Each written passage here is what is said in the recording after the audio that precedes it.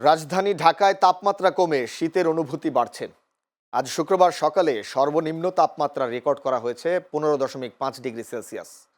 সকালে রেকর্ড হওয়া এ তাপমাত্রা চলতি সপ্তাহের মধ্যে সর্বনিম্ন। ভোর থেকে শহরের বিভিন্ন এলাকায় কম বেশি কুয়াশা দেখা যায়, যা শীতের অনুভূতি আরও বাড়িয়ে দিয়েছে। পূর্বাভাস অনুযায়ী আজ সারা দেশে অস্থায়ীভাবে আংশিক মেঘলা আকাশ বিরাজ করতে পারে। রাতে কমতে পারে তাপমাত্রা। এদিকে পঞ্চগড়ের তেঁতুলিয়ায় শীতের তীব্রতা দিন দিন বাড়ছে। ভোর 6টায় তেঁতুলিয়া আবহাওয়া পর্যবেক্ষণ কেন্দ্র পঞ্চগড়ে সর্বনিম্ন তাপমাত্রা রেকর্ড করেছে 9.3 ডিগ্রিতে। এতে এলাকায় মৃদু শৈত্যপ্রবাহ শুরু হয়েছে।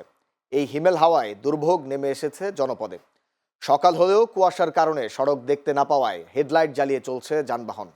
তাপমাত্রা কমে যাওয়ায় চরম বিপাকে পড়েছেন এ অঞ্চলের খেটে খাওয়া দিনমজুর, নিম্ন আয়ের শ্রমজীবী মানুষ।